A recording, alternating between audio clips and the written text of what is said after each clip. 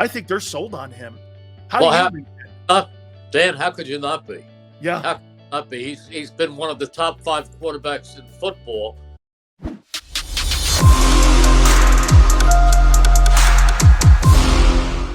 Let's bring in the legendary voice of the Philadelphia Eagles, Merrill Reese. Merrill, boy, I'll tell you, man. I mean, Adam Schefter reporting, CBS Sports reporting that the Eagles contacted Carolina for the potential of trying to make a trade for Christian McCaffrey. There's now a report out there with CBS Sports that the Eagles have contacted Andrew Berry in Cleveland for Kareem Hunt. Howie being Howie again and being active. I think just reading the tea leaves for me, on October 25th, there's no way they're using those first 2 picks next year on a quarterback, and I think they're sold on him. How do you read that? Dan, how could you not be? Yeah. How could you not be? He's been one of the top 5 quarterbacks in football this year, and he's among those who has a shot right now. I mean, as things stand right now, as an MVP for the 2022 season. How can you not be sold on the way he is playing? He's been spectacular. And the team. How about that? I'll even make this to you, Merrill.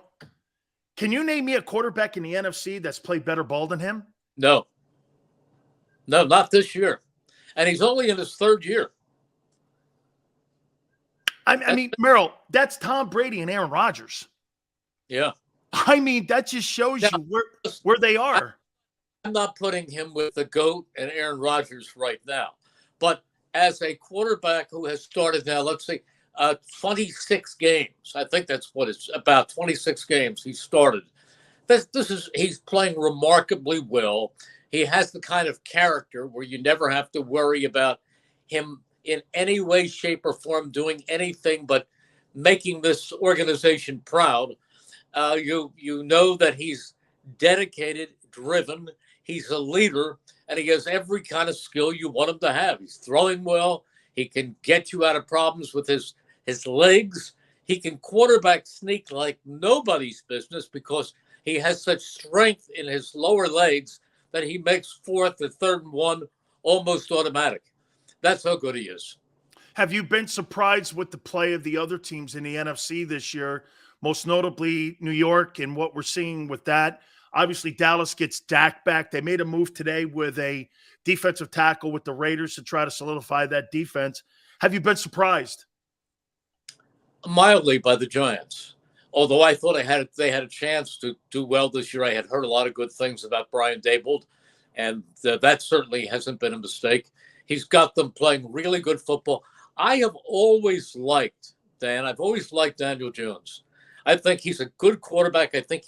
I remember when he quarterbacked Duke over my Temple Owls, my alma mater, in a bowl game. And I said, boy, this guy is gifted, and he's smart, and he's athletic, and he's the whole package. The only thing you worry about with Daniel Jones, and this comes back from Buddy many years ago, who used to say that durability is as important as ability. Now, he's had injuries over the years, and if he can stay healthy, I think he has the ability to be an outstanding quarterback. And he's being coached by a hell of a coach right now, Brian Daboll. And when he was in college, Merrill, I mean, he had David Cutcliffe down there. Yes. David Cutcliffe, of course, was the guy that coached Peyton Manning. I asked Gary Cobb this question yesterday, and I'll ask you. Would you have wished to have that bye a little bit later in the year, or do you think that bye came at the right time because of all the nicks and such that we saw with the offensive line going into that Dallas game? Well, you see, I think a bye is wasted later in the season because generally you don't get any good golf days. Early in the season, you get it there 2 or 3 times. That's how I do the bye. In December, it does you absolutely no good. No, in all seriousness, from a football perspective, Dan, I think the bye came about at the right time when you're beaten up a little bit. You're on a roll. Now, you'd like them to be able to pick up where they left off. So you worry a little bit about that. But Nick Sirianni has shown me so far that he knows how to pace a team, that they'll come back to practice right on tomorrow, on Wednesday, and they'll get right back into gear. I believe Andy Reid was particularly good at winning after the bye, and you had a long sample to go by. But I think Nick will have them ready to play on Sunday. Although, one thing he will tell them is you're not trying to be 7-0. You're trying to be 1-0. What you've done in those first 6 games means nothing starting Sunday. You are there to beat the Pittsburgh Steelers, and that is your only focus. So I think that's important. What do you make of the reports now that Sirianni, I'm sure, sitting down with Howie, they're looking for another running back. And I think in today's NFL, Merrill, it's not like it was 25 years ago where you had one bell cow guy and he carried the ball 28 times. Now it's kind of like a dual back operation in the NFL today because you're trying to get depth at the position. What do you make of the reports that, they first contacted Carolina to see the availability? Obviously, that's a big price tag, the number, the salary. But now they're also talking to Cleveland on trying to get Kareem Hunt. Is this just Howie covering the bases here, or do you think he really wants to try to upgrade that position to give less carries to Jalen? I think he wants to upgrade every position if he can. That's Howie. And you go back to 2017, you know who he picked up at the trade deadline? Jay Ajayi, who played a pretty big role. He did. Season. So he's looking, although I don't think he's certainly not desperate because he has Miles Sanders, who's off to a great start. Behind him, he has Boston Scott, who missed a couple of weeks with some rib problems, but he's back. And Boston Scott's really good. I mean, he runs low to the ground and they can't see him on the other side of the defense. And then he all of a sudden emerges. He's a good back and he can catch. And they have Kenneth Gainwell as pretty much he has a role now as a third down back with his ability to run, block, and catch. So I don't think it's desperate. I think it's just Howie. I don't want to say being Howie, but Howie being diligent, seeing where he might be able to add more weapons to this team. Merrill, the secondary has been spectacular. CJ has been great. Bradbury's he's picked his game up since the Lions game. And of course, Slay's been a little bit nicked up this year, but still, is this as good a secondary that, again, maybe a little bit? I think Marcus Epps has actually played very well too. I mean, could you compare this to that 17 team? Yeah, I think you can. I think you absolutely can. We were thinking about great secondaries, and you have to go back to the early days of Andy when you had Sheldon Brown, Lito Shepherd, and somebody named Dawkins at the safety. That was a pretty good secondary. But this is a good one. I mean, Slay is an elite player. Bradbury, as you pointed out, is doing very, very well. And Marcus Epps. Nobody thought much about Marcus Epps, but he came in, and boy, he's playing really well. Absolutely. The pass rushing, I said this to you a little bit last week, Merrill.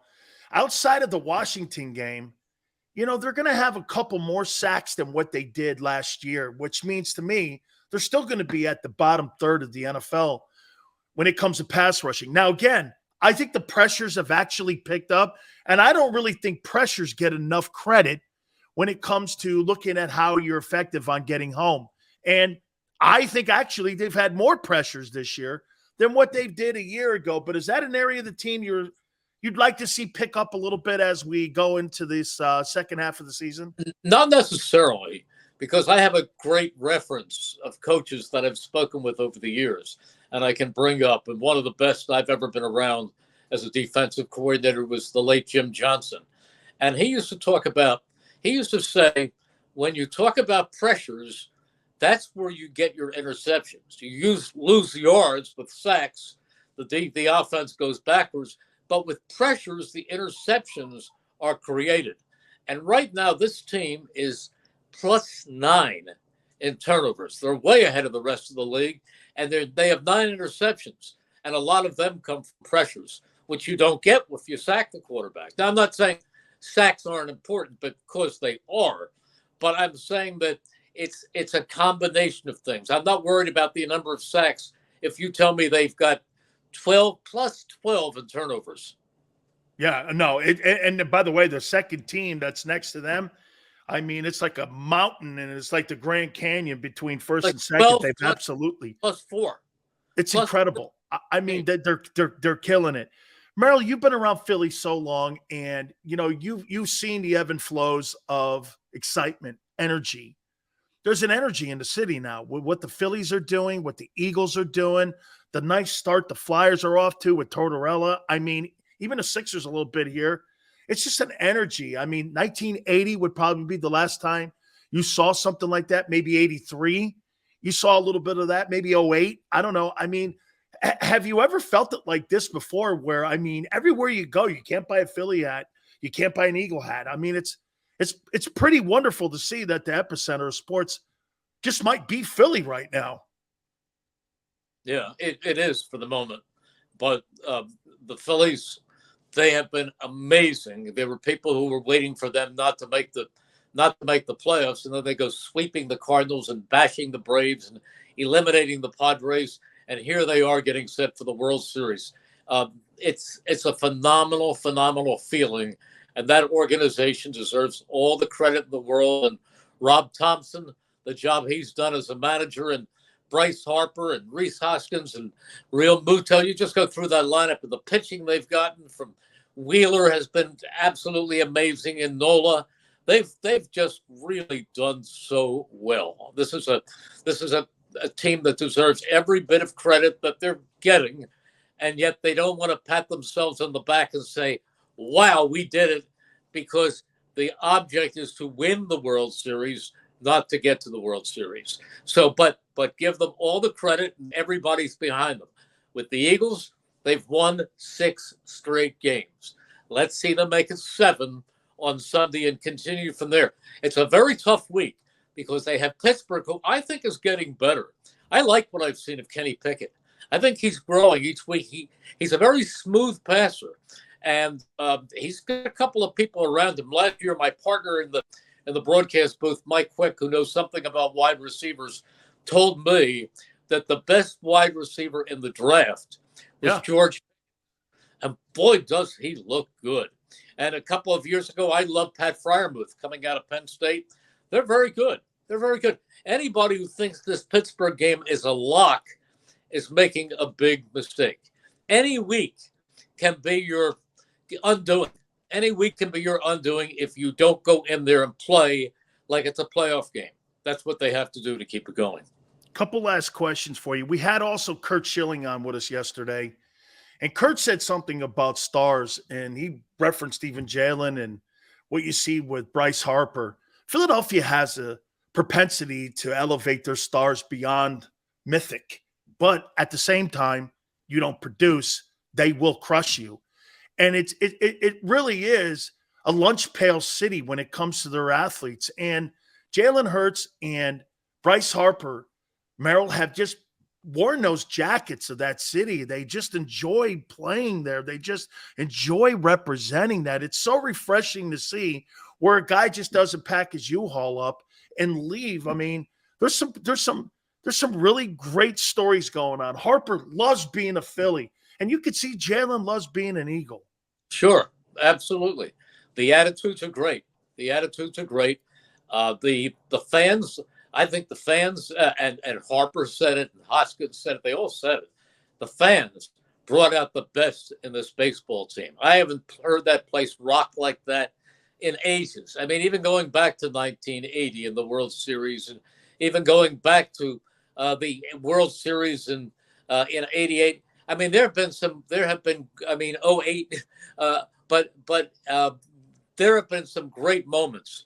But I don't remember the energy level being where it was in these last couple of weeks. I really don't.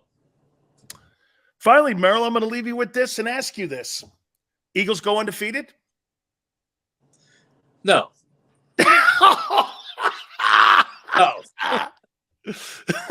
No. Miami went undefeated in '72. Right. But are the Eagles going? Probably not. That's a lot to ask. This is a tough NFL. And when you start thinking that you can just walk on water, you're going to get bitten in the behind. It's not going to happen.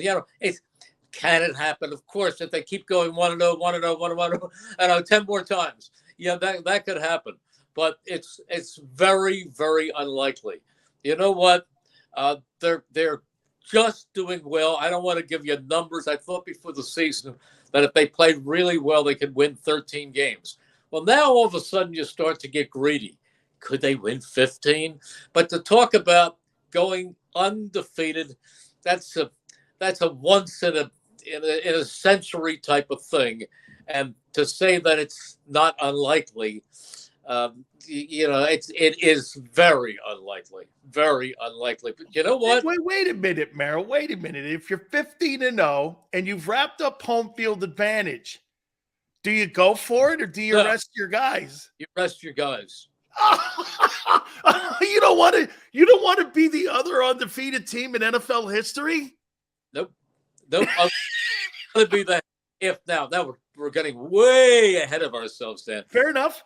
You want to get way ahead of ourselves. If you're 15-0, you're not worried about being the other NFL team to go on. You want to be the healthy team going into the Super Bowl.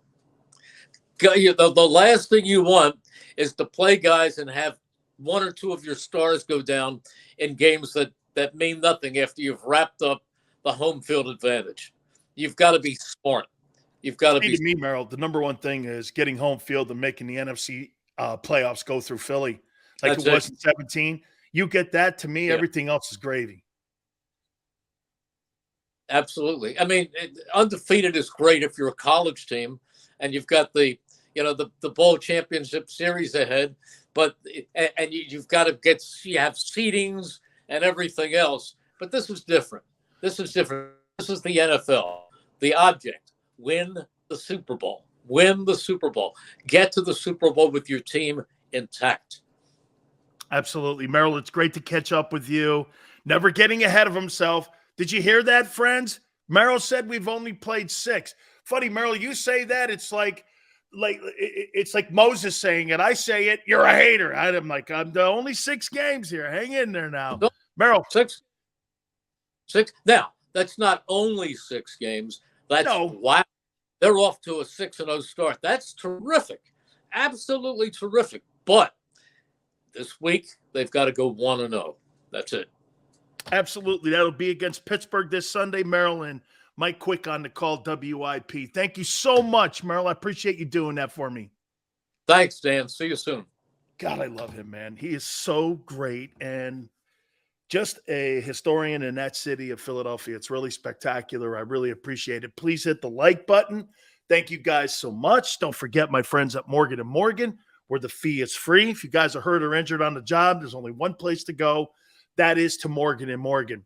Look, with over 800 attorneys and offices in Philadelphia, New York, and in Florida, they're going to protect you and your family better than anybody else in the country because they're the biggest firm in the country. Call them at 800-512-1600. That's 800-512-1600. The call is free. The consultation's free. And when you call Morgan & Morgan, do me a favor. Tell them Big Sil sent you.